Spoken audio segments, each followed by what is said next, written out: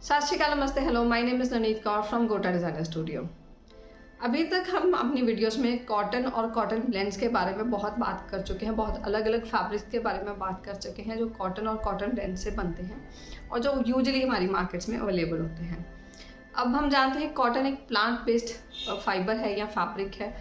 आज हम एक दूसरे प्लांट बेस्ड फाइबर के बारे में बात करेंगे जो कि लिनन भी हमें बहुत ही यूजली अवेलेबल फैब्रिक होता है हमारी मार्केट्स में। ये मेंस शर्टिंग में बहुत यूज़ होता है, अब सूट्स में भी बहुत पॉपुलर हो चुका है और लिनन एक समर फ्रेंडली फैब्रिक माना जाता है।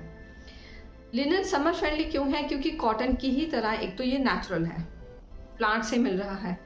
वो प्रोसेसिंग क्या है वो भी थोड़ी देर में बताऊंगी आपको, तो प्लीज़ वीडियो को देखते रहिए, एंड तक ज़रूर देखिएगा वीडियो को। और सबसे पहले तो बात जैसे मैंने बताई कि ये प्लांट बेस्ड है, तो नेचुरल होने की वजह से ये स्किन फ्रेंडली हो जाता है और इन्वायरमेंट फ्रेंडली हो जाता है। लिनन कॉटन से भी लाइट वेट होता है, लेकिन जब हम इसको लंबे फाइन धागों से बनाते हैं तब ये कॉटन से भी लाइट वेट है, उससे ज़्यादा अब्जॉर्बेंट होता है, लेकिन वैसे ही रिंकली भी होता है और इसको जो वॉशिंग केयर है वो भी थोड़ी सी इसकी मुश्किल होती है। लेकिन जब हम इसमें किसी और यार्न को ऐड करते हैं, यानी कि लिनन को रखा और थोड़ा पॉलिएस्टर डाल दिया, 80-20 की रेशो दे दी, तब हम लिनन को और भी ड्यूरेबल बना लेते हैं। ओरिजिनल लिनन जो है वो आप ज़्यादा सालों तक नहीं चला सकते, इसकी वॉशिंग केयर डिफ़िकल्ट होती है, जल्दी फेड होना शुरू हो जाते हैं, जल्दी ख़राब होना शुरू हो जाते हैं। तो इसीलिए ज़्यादातर हमें इसमें ब्लेंड मिलता है, जो हमारी मार्केट्स में मिलता है वो ज़्यादातर ब्लेंडेड लिनन होता है। 80-20 की रेशो बहुत कॉमन होती है, जिसमें कि आप 80 लिनन रखोगे, 20 आप इसमें पॉलिएस्टर ऐड कर दोगे। तो उससे क्या है कि ये जो फैब्रिक है वो ज़्यादा ड्यूरेबल हो गया, ज़्यादा चलेगा, इसकी वॉशिंग केयर वो इजी हो गई, इसकी जो आयरनिंग है वो इजी हो गई, क्योंकि जैसे मैंने कहा कॉटन की तरह ही बहुत रिंकली होता है। अब ये वाला जो फैब्रिक है ये भी 1 by 1 की वीव के साथ ही चलता है, प्लेन वीव के साथ ही चलता है। और जब हम फाइन पतले लंबे धागों के साथ बनाते हैं तो बहुत ही fine light weight superior quality का फैब्रिक तैयार होता है, और जब हम इसमें पॉलिएस्टर ऐड कर देते हैं तो ये इसकी एज भी बढ़ जाती है। अब ये बिल्कुल भी फ्लेक्सिबल फैब्रिक नहीं है, कॉटन की ही तरह बिल्कुल भी फ्लेक्सिबल फैब्रिक नहीं है। जब तक हम इसमें पॉलिएस्टर ऐड नहीं करते, लाइक्रा या ऐसा कुछ फैब्रिक ऐड नहीं करते, तब तक ये बहुत ही रिजिड फैब्रिक होता है, लेकिन कंफर्टेबल होता है, लाइट वेट होता है, कंफर्टेबल है, स्किन फ्रेंडली है, ब्रीदेबल है। मॉइस्चर बहुत अच्छे से सोक कर जाता है किसी भी ऐसी जगह पर जहाँ पर समर्स का ज़्यादा असर रहता है, गर्मी ज़्यादा होती है, वहाँ पर ये बहुत ही अच्छा फैब्रिक है। हाँ, लेकिन ये कॉटन से ज़्यादा महंगा होता है, क्योंकि इसकी जो बनावट है, इसको जो कल्टीवेशन है, हार्वेस्टिंग, इसका बनाना, इसको फिनिशिंग तक लेके जाना, ये सारा ज़्यादा काम होता है। उतनी ज़्यादा इसकी जो है मात्रा में इसका नहीं अभी तक प्रोडक्शन है जितनी कॉटन की हो चुकी है। और जब भी आप 100% हैंडमेड वाला जो लिनन लेने जाओगे वो तो बहुत ही ऊपर चला जाता है, अफोर्डेबिलिटी के हिसाब से वो बहुत कॉस्टली हो जाता है, तो वो बहुत ही कम मिलता है हमारी मार्केट्स में। यूजुअली जो हमें अवेलेबल होता है, जैसे मैंने बताया, वो सिंथेटिक के साथ ब्लेंडेड होता है, तभी हमारे पास वो अफोर्डेबल हो पाता है, तभी हमें वो मिले। लिनन एक डल शीन वाला फैब्रिक है, इसमें आपको ज़्यादा शाइन नहीं मिलेगी। लिनन की एक और खासियत है, ये जल्दी गंदा नहीं होता। इसके ऊपर जो धूल मिट्टी जमी होती है, अगर आप उसको आराम से ऐसे उतार दोगे तो वो उतर जाएगी, बहुत जल्दी ये गंदा नहीं होता।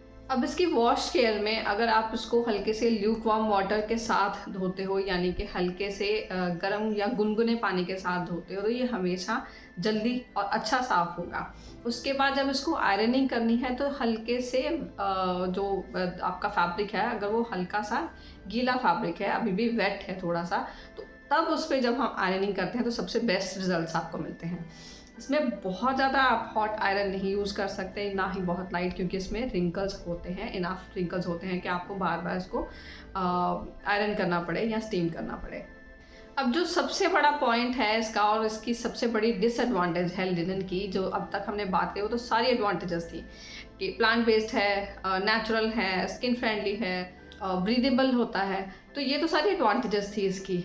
अब इसकी डिसएडवांटेजेस, जो सबसे बड़ी डिसएडवांटेज है इसकी, वो है ये बहुत ही कॉस्टली होता है। जो ओरिजिनल 100% लिनन है वो बहुत कॉस्टली मिलता है। अब ये कॉस्टली क्यों है? क्योंकि है तो कॉटन के जैसा ही, प्लांट से मिल रहा है, तो फिर ये कॉस्टली क्यों है? क्योंकि ये कॉटन के जैसे इतना बड़े लेवल पर इसकी प्रोडक्शन नहीं होती है, और उसको क्योंकि हाथों से काम करना पड़ता है लेबर को, तो उस वजह से लिनन की जो कॉस्ट है बहुत हाई चली जाती है।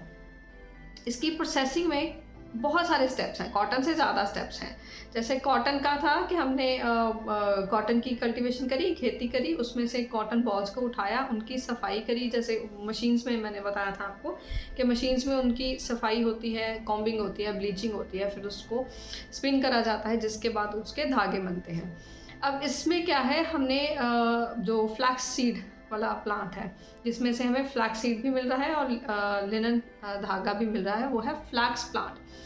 फ्लैक्स प्लांट को हमने उगाया, उसकी खेती करी, और जब वो पूरा अपना एज पर आ गया जहाँ पर हमें उसको हार्वेस्ट करना है, तो हार्वेस्ट करने के बाद उसको कुछ दिन सुखाया जाता है। पहले तो उनके ऊपर से जो सीड्स वाला जो होता है, बेरीज जिनको बोलते हैं, उनको निकाला जाता है, ताकि उसमें से सीड्स फिर से अलग करे जाएँ, जो कि हमारी फ्लैक्स सीड्स हैं, जिनको हम अलसी बोलते हैं, उनको अलग करा जाता है। और जो हमारे पास स्टेम्स आ गई या बाकी स्टेम्स बचे हैं, उनके अंदर रेशे हैं, उनको फिर प्रोसेस करा जाता है। कुछ दिन सुखाने के बाद फिर उसको कुछ दिन वाटर बाथ दिया जाता है। ये ऑलमोस्ट 7 to 10 डेज़ का एक प्रोसेस होता है, जिसमें हम उसको वाटर में सुखा के रखते हैं प्लांट्स को। अब ये क्यों करा जाता है, ताकि इसके अंदर के जो धागे हैं, जो रेशे हैं, वो फ्लेक्सिबल भी हो जाएंगे और स्ट्रॉन्ग भी हो जाए। इससे पहले वो इतने स्ट्रॉन्ग नहीं होते कि आप उनको निकालो और वो बड़े आराम से निकल जाए, उससे पहले नहीं निकल पाते। तो क्या करना पड़ता है, उनको वाटर बाथ देना पड़ता है, कम से कम 7 to 10 डेज़ का। अब वाटर बाथ देने के बाद उनको फिर से सुखाना पड़ता है।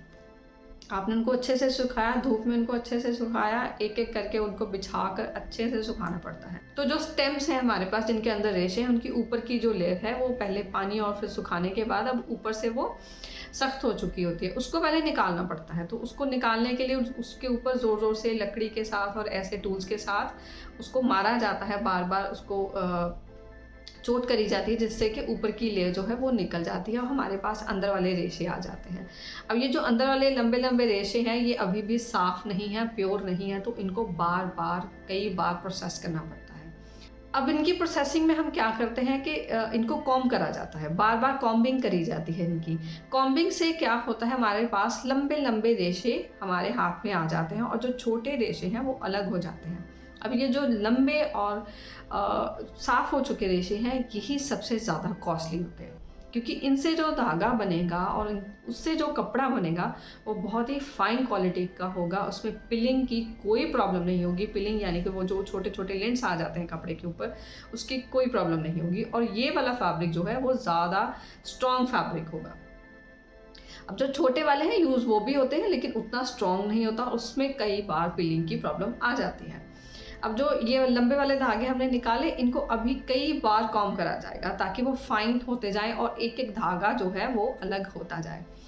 अब इसमें कई दिन निकल जाते हैं। जब हाथ से आप काम कर रहे हो तो सोचो ये कितने दिन का प्रोसेस हो गया और कितना टाइम ये लगा रहा है इसमें। इसके बाद अब इन रेशों को ऐसे एक टूल के ऊपर लगाया गया और फिर इससे एक पतला सा धागा बनाया गया। अब ये जो धागा बनाने का प्रोसेस है, वैसे ही जैसे चरखे पर धागा बनता है वैसे ही है ये बिल्कुल। अब ये कई रेशे जो एक साथ पकड़े जा रहे हैं, उनके ऊपर फिर ये धागा बन रहा है।